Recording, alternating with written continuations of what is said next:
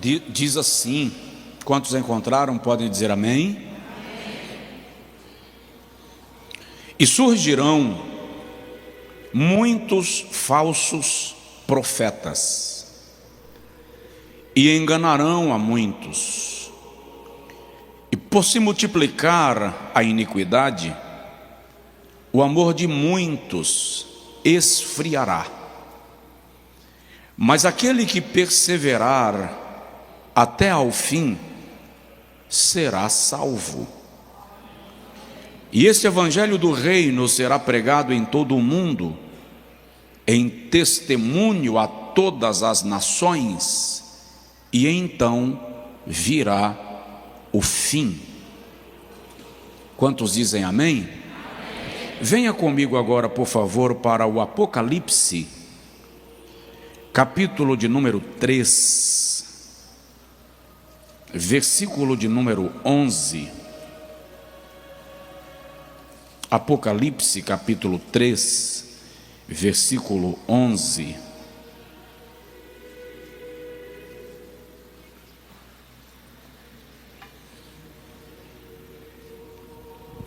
Diz assim: eis que venho sem demora, guarda o que tens, para que ninguém tome a tua coroa. Amém. Diga comigo assim: Senhor Jesus, fala comigo. Amém. Irmãos, me veio ao coração hoje à tarde falar um pouco sobre a volta de Jesus Cristo, sobre o arrebatamento da igreja. E eu quis e desejei falar alguns aspectos do arrebatamento, mas o meu coração foi dirigido, e creio pelo Espírito Santo, para falar um pouco sobre os sinais espirituais do arrebatamento. Quais são os sinais relacionados à igreja que indicam que Jesus está prestes a voltar? Normalmente nós falamos sobre os sinais espirituais que se manifestam no mundo, como o aumento da imoralidade, da descrença, da rebeldia, os sinais científicos e outros, e outros, e outros. Mas hoje eu quero falar sobre sinais que estão relacionados à igreja, porque a igreja é a noiva do Cordeiro, e o Cordeiro não a deixará alheia aos acontecimentos que envolvem a chegada do dia para o casamento, para o encontro com o amado. Vale lembrar aos irmãos que só existem dois povos na terra com quem Deus trata direta, distinta e especialmente. Vou repetir: só existem dois povos na terra com quem Deus trata direta, distinta e especialmente: Israel e a igreja. Com Israel, o Senhor trata de maneira direta e específica por causa da sua aliança com Abraão. E ele disse a Abraão que a sua aliança com o patriarca era uma aliança perpétua. O apóstolo Paulo, escrevendo sobre esta aliança de Deus com Abraão, em Romanos capítulo 9, versículo 4, disse que por causa desta aliança, a Israel pertencem a glória, o culto, a lei e a promulgação da lei, porque a aliança do Senhor com Abraão coloca Israel como o relógio de Deus para as nações do mundo. O que está acontecendo com a China, com os Estados Unidos, com a Rússia, que nós, estudiosos ou estudantes da Bíblia, tanto discutimos, não é o foco, não é o aspecto principal. A ordem de Jesus foi: olhai para a figueira. Jesus não disse: olha para a águia, América do Norte. Jesus não disse: olha para o urso, Rússia. Jesus não disse: olha para o dragão, China. Ele disse: olha para a figueira, Israel. E os sinais da vinda do Cordeiro para Israel são a política externa. Como as nações se movem em torno de Israel, são sinais espirituais para Israel da vinda de Jesus.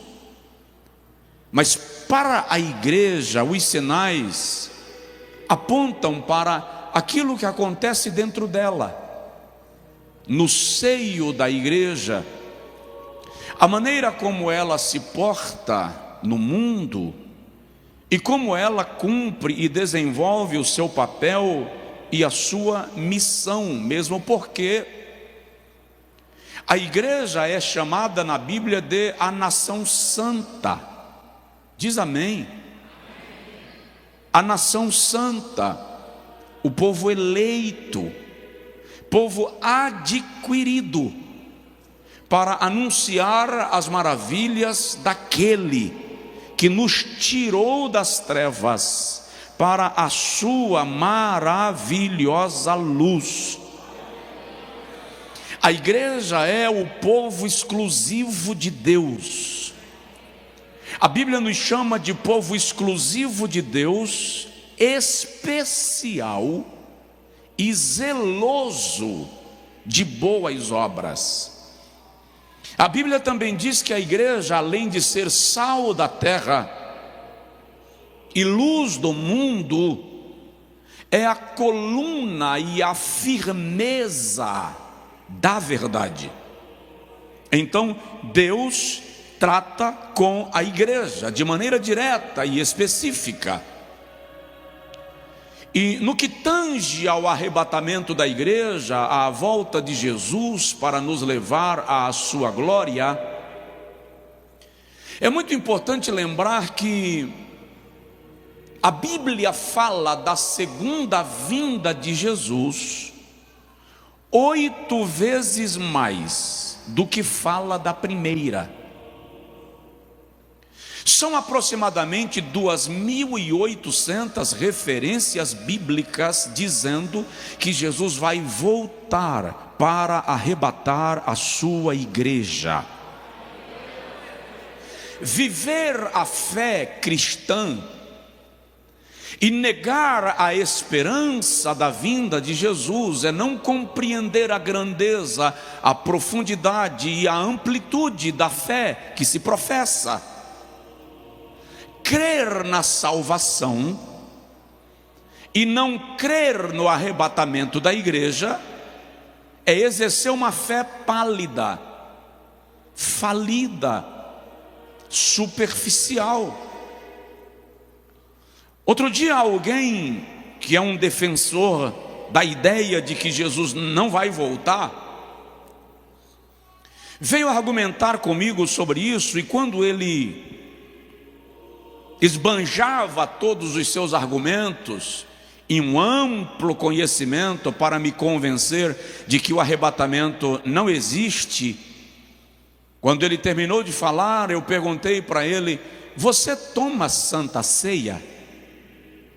Ele disse: como assim? Eu disse: na sua igreja tem culto de celebração da ceia mensal, você participa? Ele disse: é claro, sou batizado nas águas, participo da ceia. E eu falei com ele: para quê? E ele disse: como assim, para quê? Se você não crê no arrebatamento, e a Santa Ceia é uma figura que antecipa o arrebatamento, é só para quem crê que Jesus vai voltar, e um dia estaremos nas bodas do Cordeiro, participando com ele da mesa do banquete.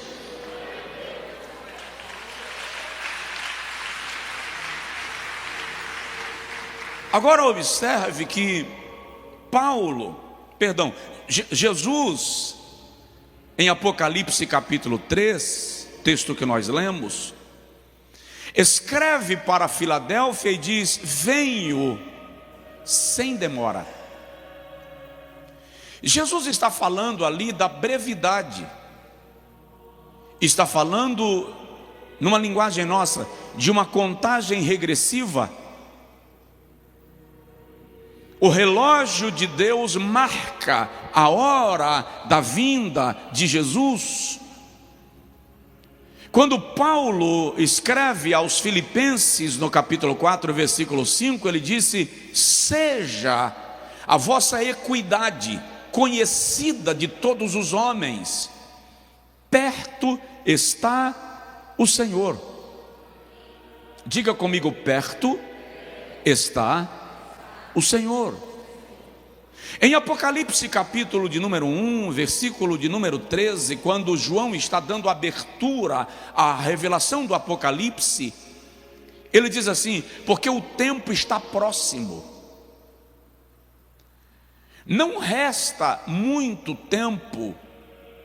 Na verdade, o sentimento que eu tenho é que nós já estamos na linha de limite para o aparecimento da glória do nosso Deus e do nosso Senhor e Salvador Jesus Cristo. Numa outra oportunidade eu vou falar sobre sinais gerais da vinda de Jesus, mas hoje eu quero me concentrar nos sinais espirituais. O que está relacionado com a igreja? Presta bem atenção. O que está acontecendo com a igreja que indica que nós estamos prestes à vinda do nosso Senhor? Quais são os sinais no ambiente da noiva que indica que Jesus está próximo de voltar? Primeiro sinal espiritual de que Jesus está prestes a voltar é o descrédito na sua vinda. Vou repetir: o primeiro sinal espiritual de que Jesus está prestes a voltar é o descrédito na sua vinda. O que eu quero dizer com isso? Cresce cada vez mais o número de pessoas que não creem no arrebatamento da igreja. E para piorar, cresce cada vez mais o número de pessoas que vive como se Jesus não fosse voltar. Alguns não têm coragem de dizer que não acredito que Jesus vai voltar. Não tem coragem de dizer isso, mas vivem como se esta doutrina não fosse uma verdade. Vive de uma maneira tão relaxada que não considera a hipótese de que Jesus pode voltar ainda hoje. Vivemos uma geração que não prega o arrebatamento, vivemos uma geração que não conhece a doutrina da volta de Jesus, e vivemos, portanto, uma geração que não espera Jesus voltar. Nós vivemos uma geração que não espera Jesus voltar. Somos como a noiva que está pouco preocupada com a data do seu casamento. Tanto faz, tanto fez. O apóstolo Pedro, escrevendo a sua segunda epístola, no capítulo 3, versículo de número 3, diz assim: sabendo primeiro isto, que nos últimos dias virão escarnecedores, andando segundo as suas próprias concupiscências, e dizendo: onde está a promessa da sua vinda?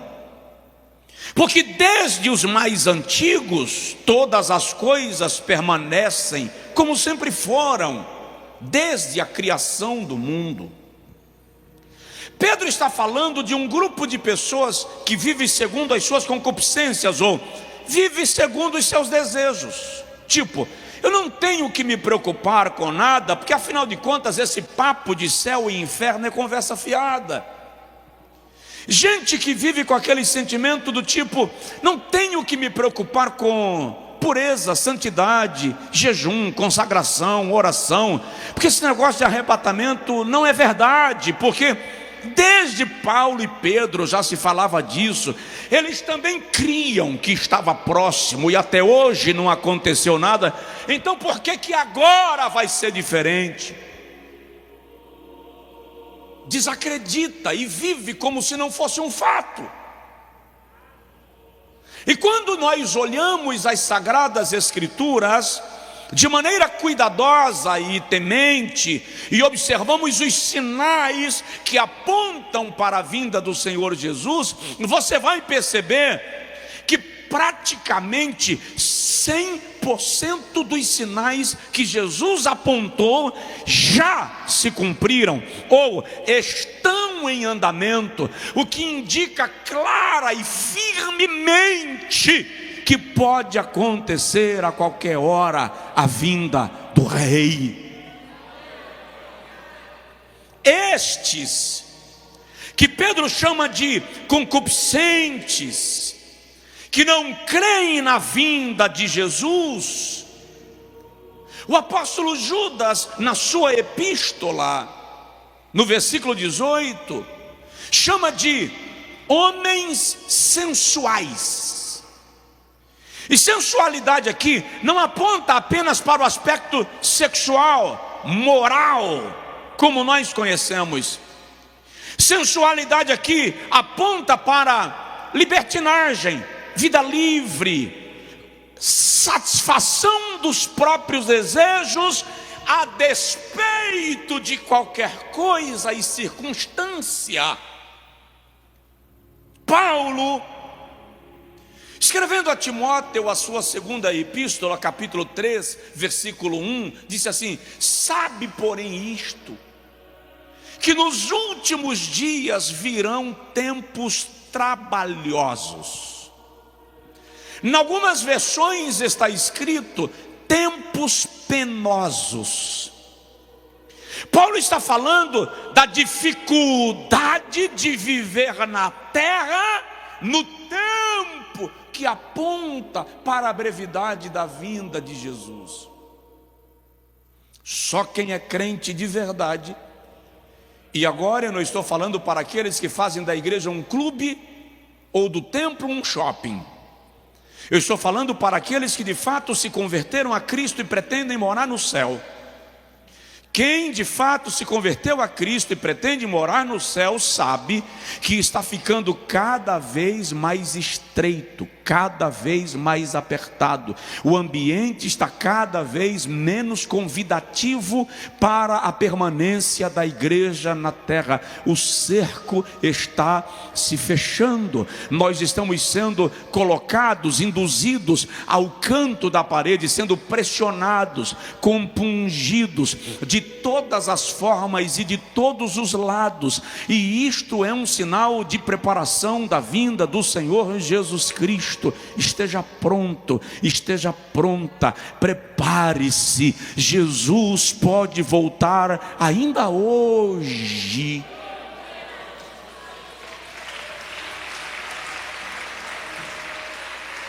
Agora, não é meio ridículo um pregador que pensa, uma pessoa que lê, estuda, pesquisa, compreende um pouco da Bíblia, falar de arrebatamento? Não tem lógica. Não. Tá. Você crê no Salmo 23? Quem crê no Salmo 23, levanta a mão. Tá. Então você crê no Salmo 24? Porque se você não sabia, o Salmo 22, o Salmo 23 e o Salmo 24 é uma tríade musical que é cantada em conjunto. O Salmo 22 é o Salmo da cruz, o Salmo 23 é o Salmo do cajado e o Salmo 24 é o Salmo da coroa. No Salmo 22, Jesus aparece sendo crucificado e sofrendo dores no Calvário. No Salmo 23 ele já aparece pastoreando o rebanho que ele conquistou pela sua morte na cruz. No Salmo 24 ele já é o rei assentado sobre o trono e reinando sobre todos os povos. E se o irmão lê o Salmo 24 nos versículos 8, 9, 10 e 11, o irmão vai perceber que existem duas profecias, uma no versículo 8 e 9 e outra no versículo 10 e 11. A profecia do versículo 8 e 9 já se cumpriu, eu vou lhe explicar. E a profecia do versículo 10 e 11 ainda vai se cumprir. No versículo 8 e 9, nos versículos 8 e 9, o salmista diz assim: levantai, ó portas, as vossas cabeças, levantai-vos, ó entradas eternas, para que entre o Rei da Glória. Aqui um coral angelical está cantando e dizendo: levantem os portais, abram os portais, porque vai entrar o Rei da Glória.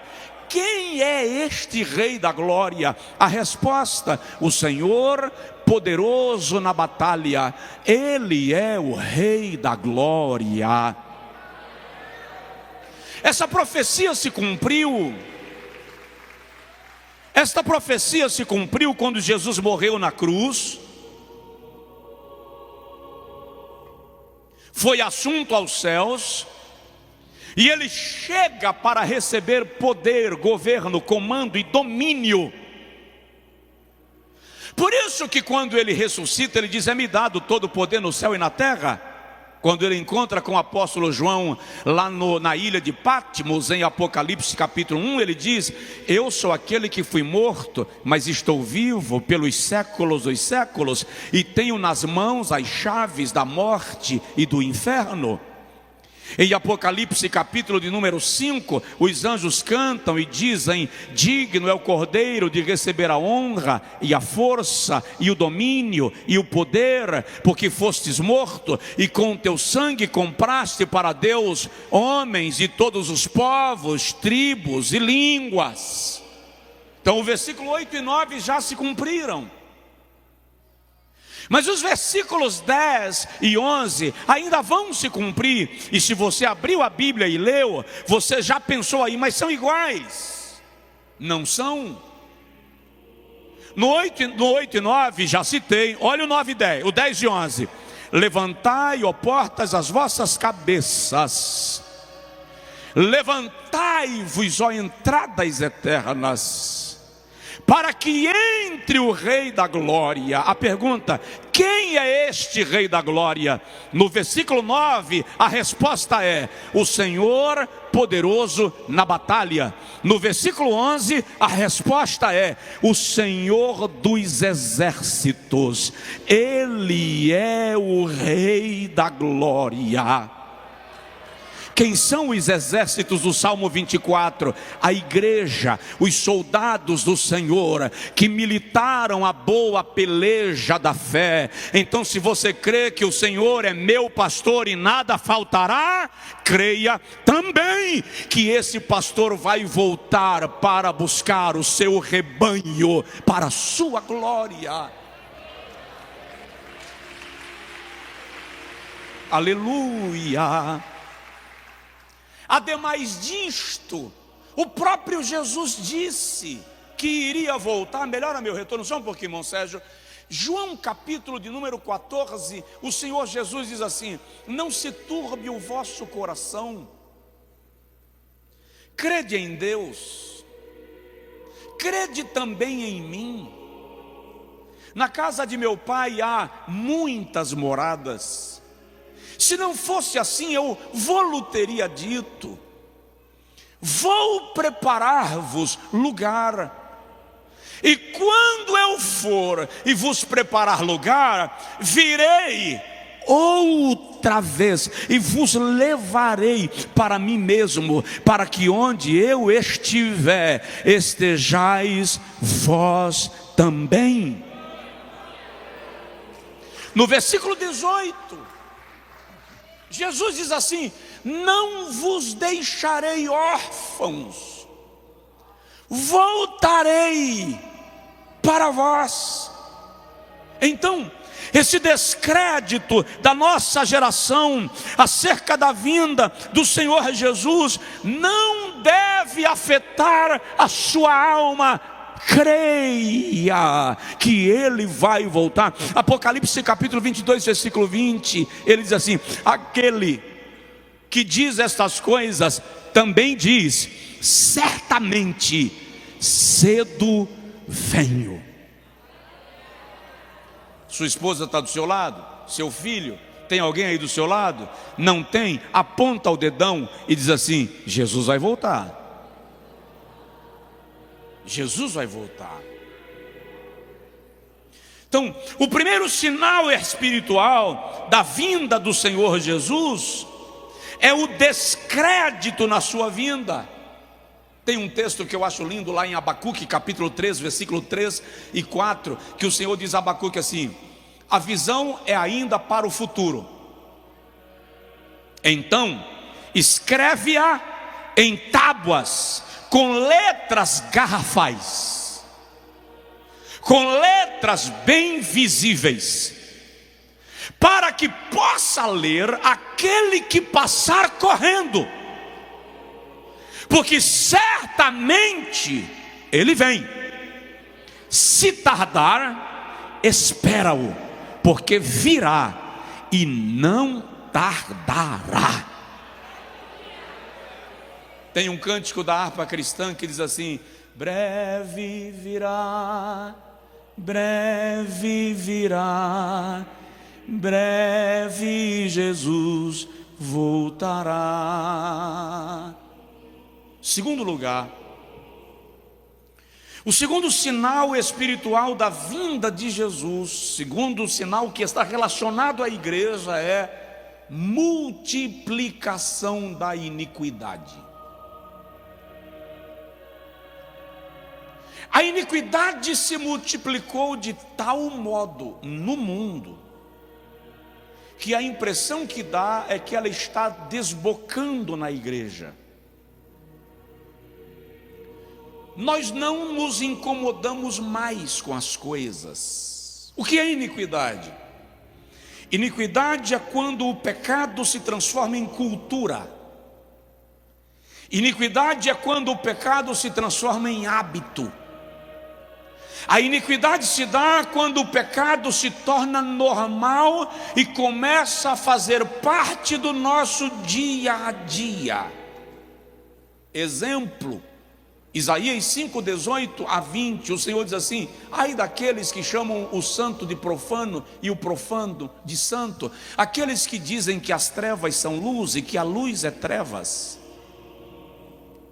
Ou seja, relativismo. Estamos num mundo de uma relatividade de valores, ou um relativismo de valores, que cada um é dono da sua própria doutrina, do seu próprio valor, da sua própria crença. E há um fenômeno sociológico e filosófico ao redor do mundo, que é a chamada emancipação, que a tua verdade é verdade para você e a minha verdade é verdade para mim, e você não pode dizer que a minha verdade não é verdade, e eu não posso dizer que a tua verdade não é verdade, porque cada um é guiado pela sua própria doutrina, pelo seu próprio conjunto de valores. Acontece que esse princípio não vale para a igreja. Por quê? Porque a igreja não é guiada pela minha verdade nem pela tua verdade. A igreja é guiada pela verdade de Deus, pela verdade da palavra, por aquilo que está escrito.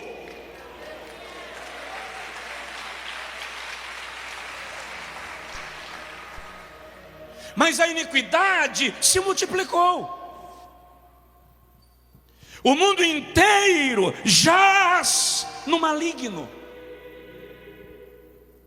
E a igreja, parece-me que ela perdeu o conceito de proximidade de Deus, de relação com Deus, de agradar a Deus.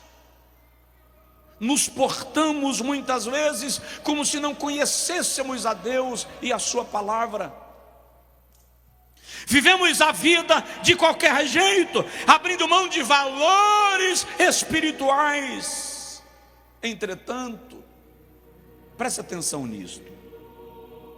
Estamos no tempo da parábola de Lucas 15.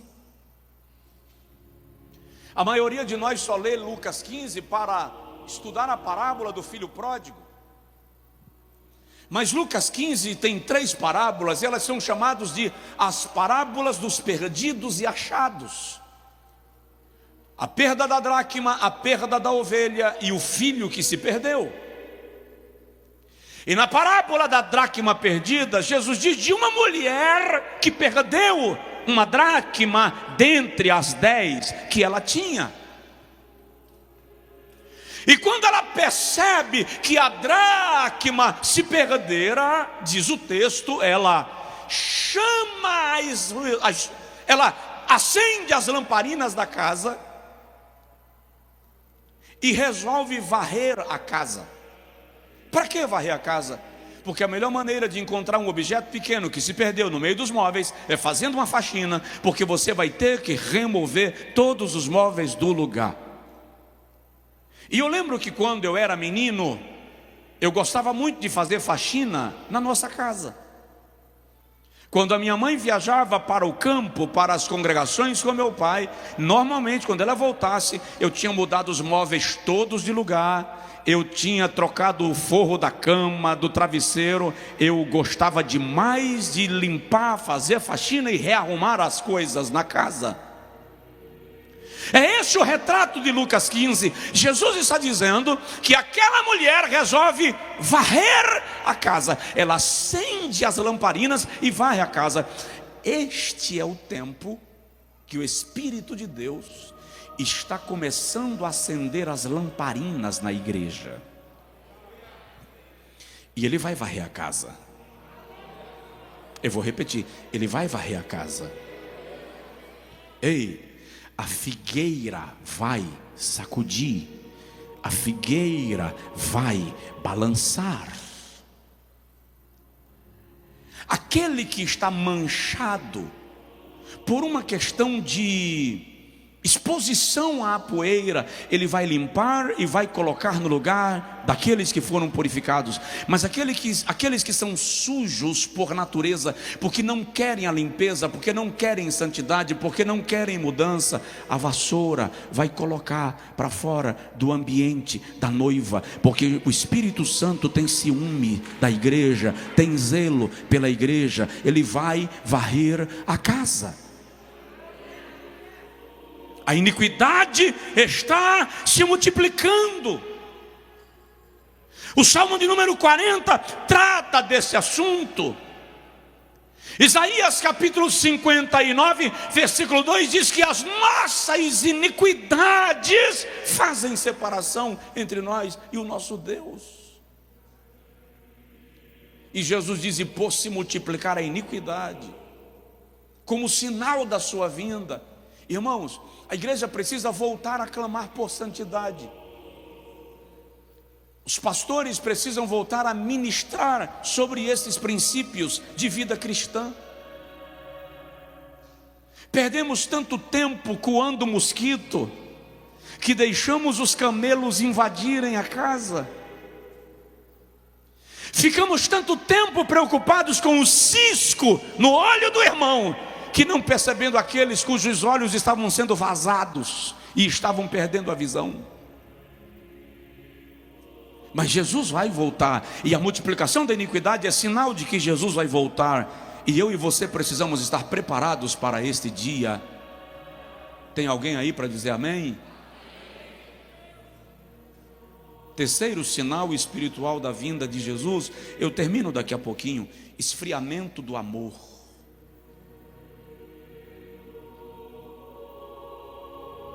E é incrível que quando Jesus diz em Mateus capítulo 24, versículo 12, o amor esfriará. Diga comigo, o amor esfriará. Só mais uma vez, o amor esfriará. Por incrível que pareça, Jesus não está falando do mundo, Jesus está falando dos seus. Amor aqui não é meramente sentimento. Amor aqui é aquiescência, fervor, comprometimento na prática da vida cristã, o que inclui o amor ao próximo, inclui o amor para com o irmão. Incrivelmente, o amor se esfriou. A gente não percebe mais quando um irmão assíduo, frequente e fervoroso abandona a igreja. A gente já não chora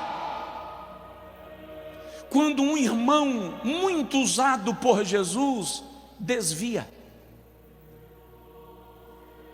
Não dói mais quando um guerreiro do exército de Deus é sangrado na batalha. É tipo assim, a fila anda, vai um, vem outro. Se alguém peca, se alguém desliza, se alguém tropeça, se alguém vai ao mundo, conviveu com a gente, cantava com a gente, fazia parte do nosso louvor, mas a gente passa pela pessoa na rua e vira o rosto de lado. Afinal de contas, ela já não é mais do nosso convívio. Esse é um sinal claro de que o amor se esfriou. Os nossos cultos se tornaram meramente reuniões sociais. Nossos louvores viraram apenas apresentação, show musical. Nossas pregações se tornaram apenas palestras para motivar o irmão a ter sucesso na vida. O amor se esfriou. Igreja se tornou um grupo de pessoas que se relacionam por afinidade, por identificação. Templo, o lugar que a gente se encontra para nós nos revermos uma vez por semana. Nós somos o povo que abre mão da Santa Ceia para assistir o jogo do nosso time preferido. Nós somos a igreja de uma geração que consegue fazer uma temporada de uma série de televisão e assistir 10, 15 episódios num dia, mas não consegue ler um capítulo da Bíblia numa sentada. Nós somos a igreja que consegue ficar nas redes sociais altas madrugadas, mas se orar de madrugada dá sono.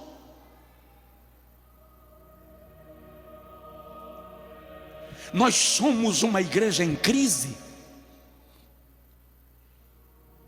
E a prova de que nós somos uma igreja em crise é que é mais fácil falar mal do outro do que falar de Jesus. A prova de que nós somos uma igreja em crise é que é mais fácil ficar diante da TV do que de joelhos.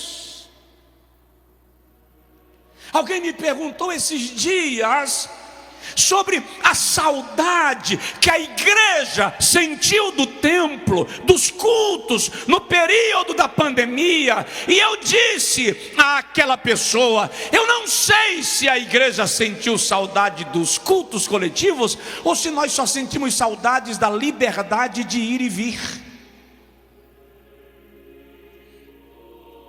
E a jornalista disse: interessante, eu não tinha pensado nessa perspectiva, porque é incrível que as praias lotaram, os shoppings lotaram, as lojas no Black Friday estouraram todas as regras de limitações, de afastamento, de regulamentações, mas as igrejas não encheram. Eu vou para o trabalho, eu entro no metrô, eu entro no trem, eu tomo o ônibus lotado, o indivíduo passa o fim de semana na praia lotada, ocupa o hotel lotado, vai almoçar num restaurante lotado, mas não pode ir para a igreja porque eu estou com medo da pandemia.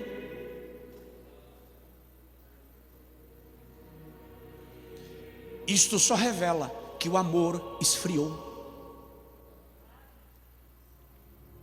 Que a nossa prioridade não é a nossa vida espiritual. E Jesus diz que isso é um sinal da sua vinda. Tem alguém aí? Fala sério, eu estou pegando pesado demais? Está muito duro o discurso? Não, né? O amor se esfriou. Isso é um sinal claro de que Jesus está voltando.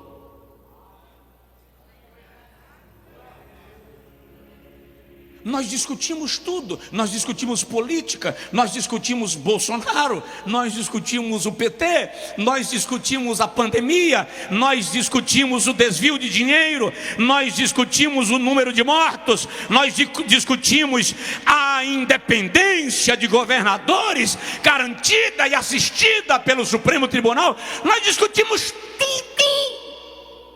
Mas não analisamos que Jesus pode chegar a qualquer hora e nós precisamos estar prontos para sermos levados à sua glória. Eu vou repetir: Jesus vem, Jesus vem, Jesus vem, Jesus vem.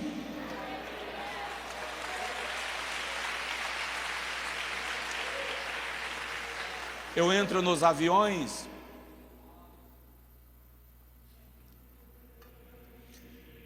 e só quem viajou de avião esses dias sabe como está o cenário. Não senta no colo porque não pode. Está lotado. Mas os templos nós estamos com as cadeiras afastadas. E eu já ensaiei algumas vezes trazer as cadeiras de volta. Mas meu coração diz, não é tempo ainda. E quer saber de uma coisa? Enquanto a gente não sentir sede, a torneira vai continuar fechada. Você me entendeu? Enquanto nós não sentirmos sede, nós não teremos acesso à fonte.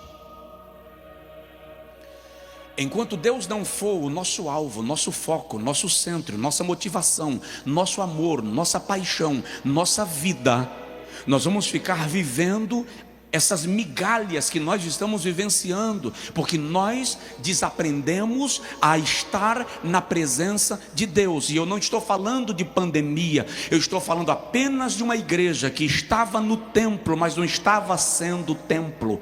Eu estou falando de uma igreja que sabia cantar muito, mas até que ponto ela estava louvando, só Deus sabe. Eu estou falando de uma igreja que tem uma infinidade de pregadores e não tem mais profetas. Eu estou falando de uma igreja que tem liberdade para usar a Bíblia, mas não prega a palavra. Eu estou falando de uma igreja que conhece a doutrina do Espírito Santo, mas não conhece o Espírito Santo. Eu estou falando de uma igreja que fala em línguas, mas não é renovada. Eu estou falando de uma igreja que crê em avivamento, mas não vive o avivamento. Eu estou falando de uma igreja que crê no céu, mas prefere a terra.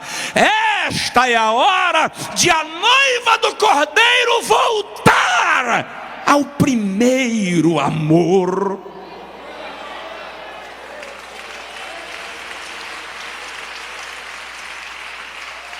Aleluia! Choras tanturia mandura da gasolbia anda da gai.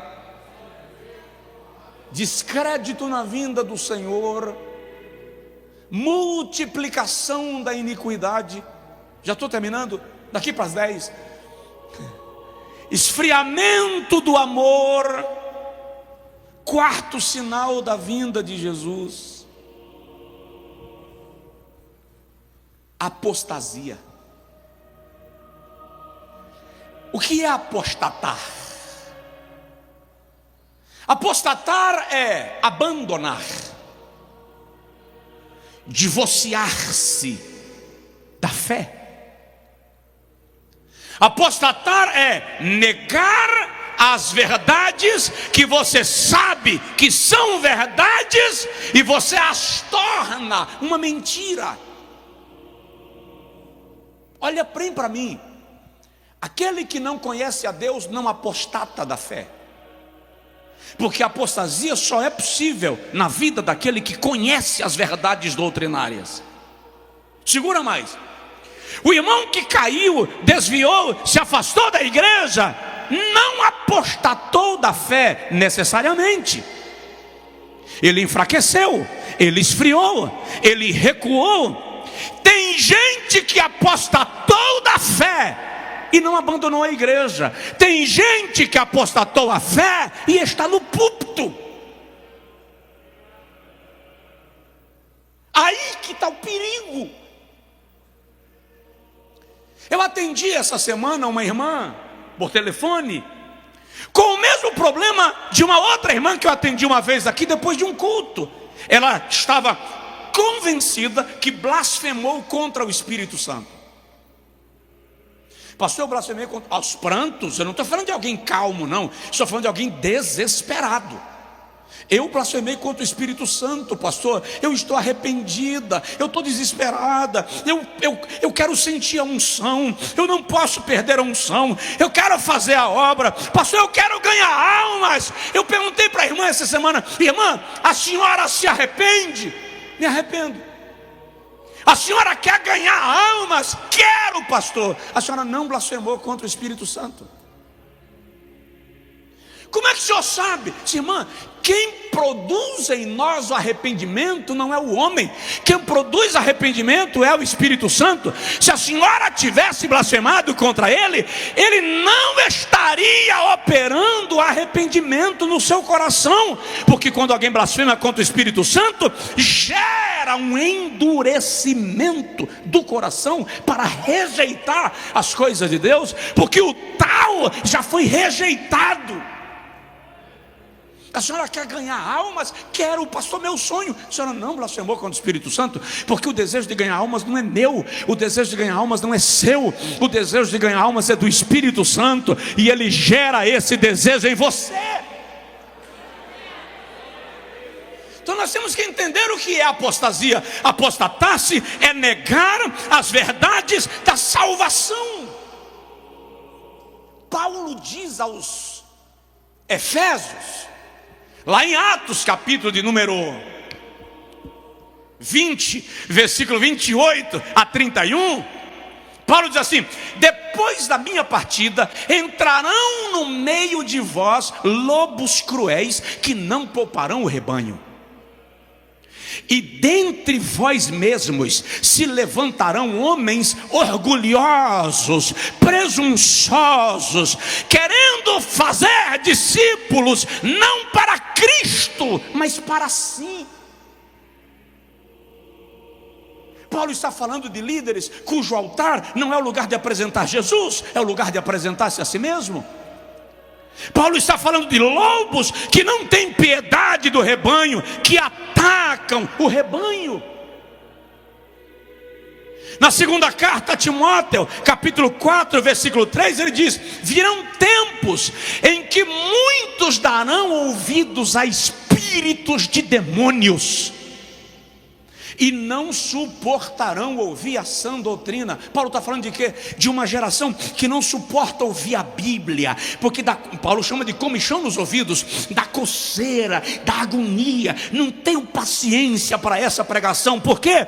Porque eu quero que a igreja seja um spa com piscina de águas termais, colchão d'água, massagem de pedras quentes, eu não sei o nome. Eu quero que a igreja seja o meu lugar de lazer.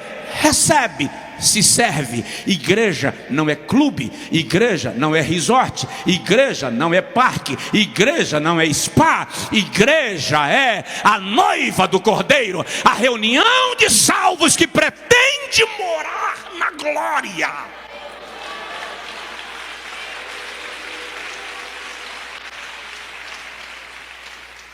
apostasia é um sinal da vinda de Jesus.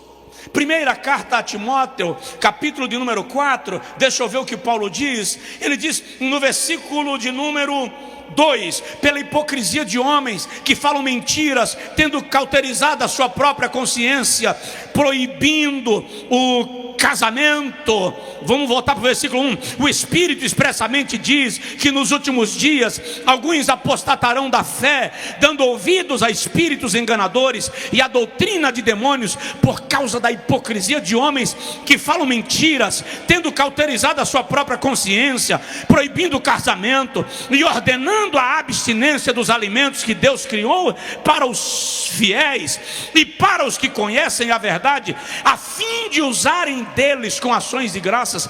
Paulo está dizendo de líderes que manipulam aqueles que lhe ouvem, para que eles se tornem seguidores das suas próprias doutrinas e não da doutrina de Jesus Cristo.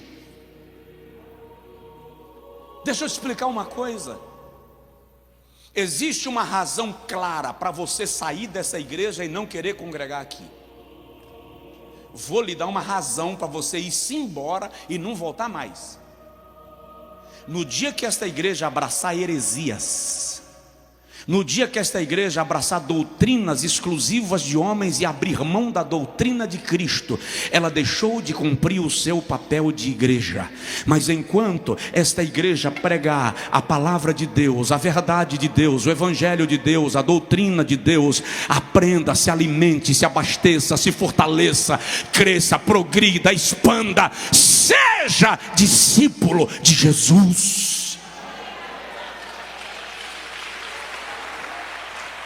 Mas é fato.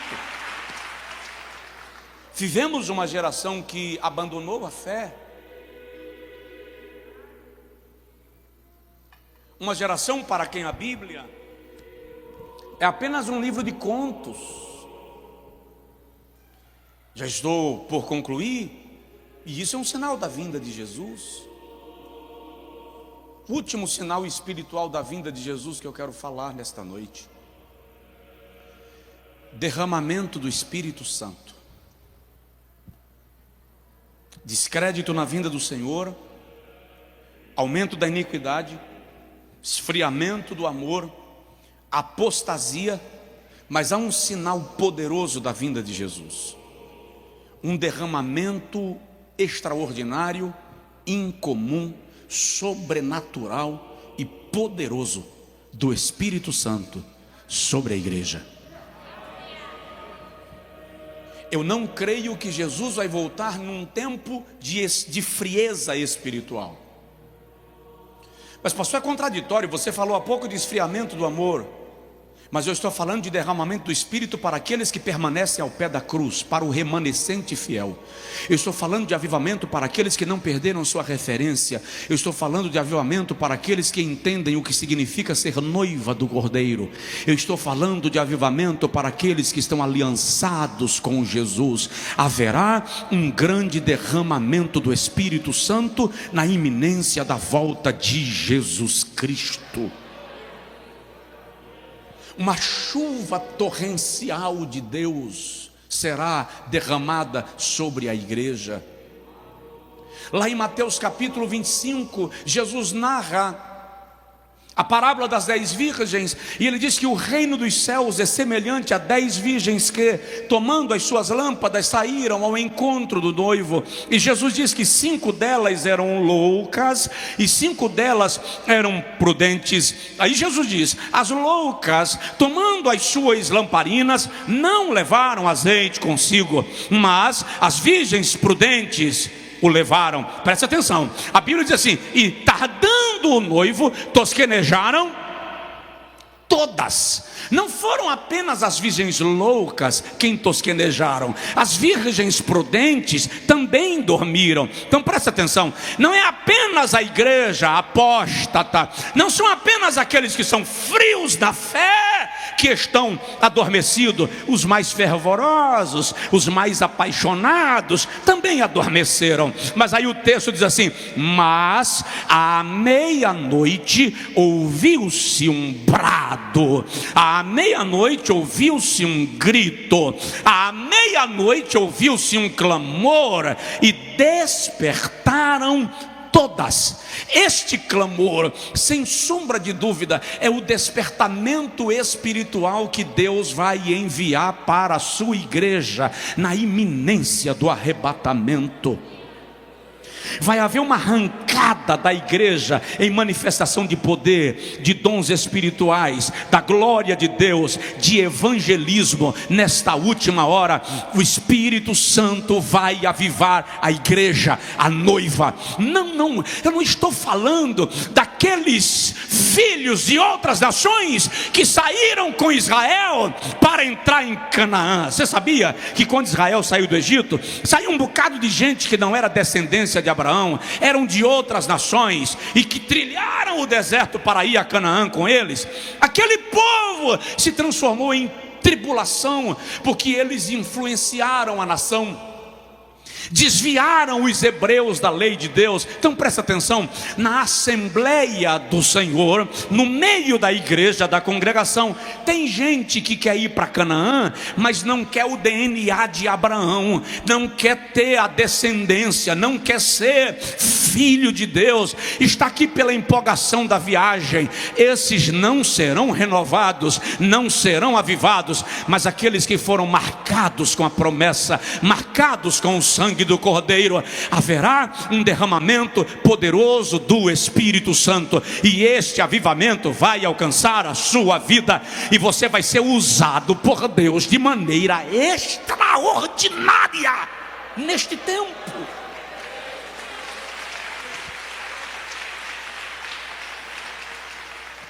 Presta atenção no que eu vou te dizer. Este é o tempo que não haverá mais uma igreja super poderosa e outras igrejas pequenas ao redor dela e em função dela. Esse é o tempo que Deus vai derramar a sua graça sobre a igreja, na aldeia, no morro, na cidade, na metrópole, na comunidade, na zona rural. O pastor da grande igreja vai receber graça, o pastor da pequenina igreja na ponta da rua vai receber graça. Esse é o tempo que Deus não vai levantar um pregador para ser o pregador do mundo.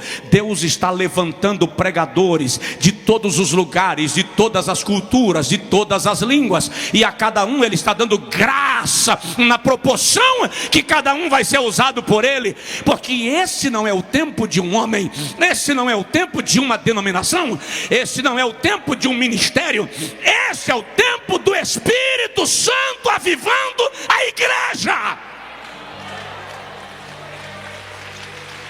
para o arrebatamento. Fala aí com a pessoa mais próxima, você vai ser usada por Deus.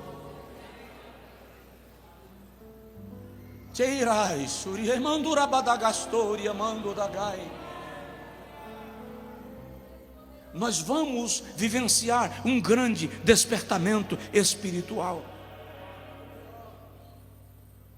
Aquela oração de Abacuque voltará a ecoar. Aviva, ó Senhor, a tua obra no meio dos anos. A mensagem profética de Isaías 44, versículos 3 e 4, será real. Derramarei água sobre o sedento, rios sobre a terra seca. Derramarei do meu espírito sobre a tua descendência, e a minha bênção sobre a tua posteridade.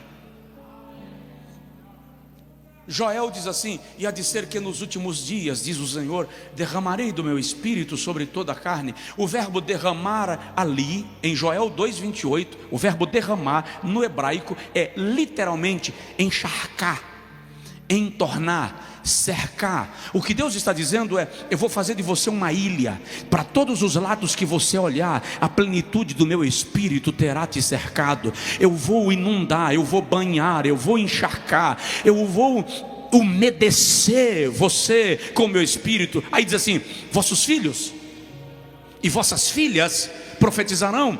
É interessante que no hebraico não existe filhos e filhas ali no texto. Joel usa apenas uma palavrinha hebraica que fala de crianças, desde recém-nascidas até o final da adolescência. Uma tradução literal, justa e real seria: vossas crianças e vossos adolescentes profetizarão. Os vossos velhos terão sonhos e os vossos jovens terão visões. Presta atenção. Eu estou falando de um avivamento que não vai alcançar apenas os grandes pregadores. Eu estou falando de um avivamento que os teus filhos e as tuas filhas, os nossos filhos e as nossas filhas, oh aleluia, os nossos adolescentes e as nossas crianças profetizarão. Os nossos velhos não serão senhorzinhos e senhorinhas de terceira idade pedindo para morrer porque não aguentam mais a vida. Não, não, não. Os nossos velhos sonharão sonhos.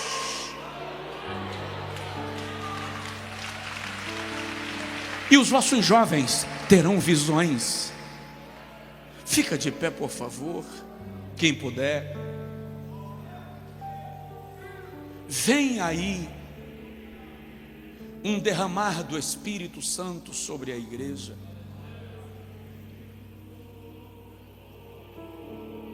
Vem aí um enchimento poderoso. Oh, aleluia! A igreja vai mudar. A noiva do Cordeiro vai mudar. Os chamados para a salvação serão atraídos a Deus de maneira extraordinária. Você vai estar no teu trabalho. Teu colega vai chegar para você e vai dizer assim: o que eu faço para eu me converter? Sem você dizer nada. Você vai estar no ponto do ônibus e alguém vai olhar para você e vai dizer assim: você é crente, né? Sim, sou crente. Você poderia fazer uma oração por mim? Sabe seu pai que você está orando há 200 anos para ele se converter, mas ele diz assim: na religião que eu nasci eu hei de morrer. Em algum momento você vai acordar e ele vai levantar e vai dizer assim: minha filha, meu filho, eu gostaria de ir na sua igreja com você hoje à noite. Os chamados à salvação serão atraídos à salvação. O Espírito Santo vai fazer um movimento extraordinário. Tem gente que simplesmente vai chegar no meio do culto, vai entrar no meio do culto, para o carro, entra andando, e você não vai entender, mas ele vai vir direto para o púlpito. E quando chegar aqui, o pregador vai ficar sem saber o que está acontecendo, e a pessoa vai dizer assim: não, eu quero que você ore por mim, que eu quero a partir de agora passar para a lei de crente, eu quero a partir de agora me converter, eu quero a partir de agora servir ao Senhor Jesus. O que eu estou te dizendo é que o Espírito Santo não está parado. Ele está regando e preparando o terreno. Olha bem para mim. Ah, pastor, é a preparação do governo do anticristo. É. Nós estamos vivendo plenamente a preparação para o governo do anticristo. Mas você realmente acha que o diabo está preparando o mundo para o governo do anticristo e o Espírito Santo não está fazendo nada? Não pense assim. O Espírito Santo está regando o terreno. Lembra de Gênesis capítulo 2, quando a Bíblia diz que quando Deus criou a terra, o vapor subia da terra. Antes de a terra produzir árvore frutífera, diz que um vapor saía da terra. Vapor, sopro, ruach, pneuma, vida, espírito, são as mesmas palavras. Há um vapor subindo, o Espírito Santo está soprando, está gerando vida, está preparando o cenário. No princípio criou Deus os céus e a terra era sem forma e vazia, e o Espírito de Deus pairava sobre a face das águas. Presta atenção, está um caos, o mundo está um caos, o mundo está uma tragédia, uma nuvem cinzenta cobre o mundo, mas o Espírito de Deus paira. sobre a face das águas.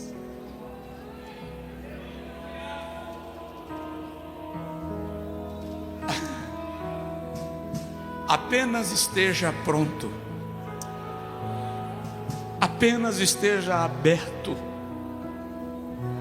e diz para Ele: Espírito Santo, sopra em mim. Diga para Ele: Espírito Santo, inunda a minha vida. Diga para o Espírito Santo: Santo Espírito, pode me usar no lugar que o Senhor quiser me usar, da forma que o Senhor quiser me usar.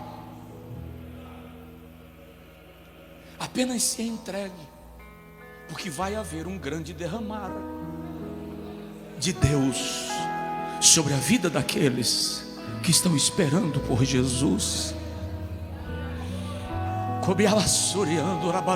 Olha, você vai ser tomado de uma ousadia que nem você conhecia.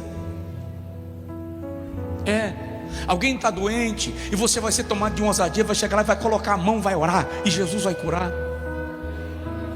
Uma ousadia, uma intrepidez espiritual incomum está vindo sobre a igreja do arrebatamento. Sabe, você vai chegar em determinado lugar tranquilo, sem fazer nada, e quando você encostar em alguém, esse alguém vai cair possesso de demônios. Você vai tomar um susto, vai dizer: o que está acontecendo? E o Espírito Santo vai dizer assim: corre não, eu fiz acontecer aqui, porque você é a pessoa que eu quero usar para libertar esse. Há um mover de Deus para a igreja. Quem está em casa através do culto online recebe essa palavra também.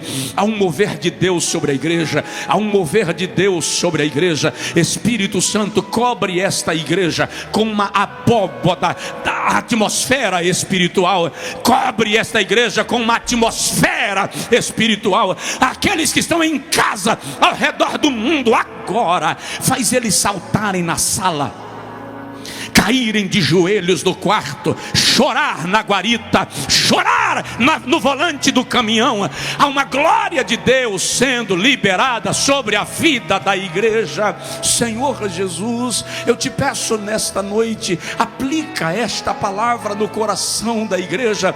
Espírito de Deus, ó amável Espírito de Deus, ó doce Espírito Santo, meigo Espírito Santo, amigo mais íntimo que podemos ter, Espírito da graça, Espírito da promessa, Espírito de Deus, sopra no coração deste homem, sopra no coração desta mulher, Espírito da divindade, ó Deus que habita em nós, sopra no teu povo dons espirituais, sopra renovo, sopra esperança, usa o teu povo por tua benignidade, Senhor. Agora, Espírito Santo, eu te peço, derrama um renovo espiritual neste lugar.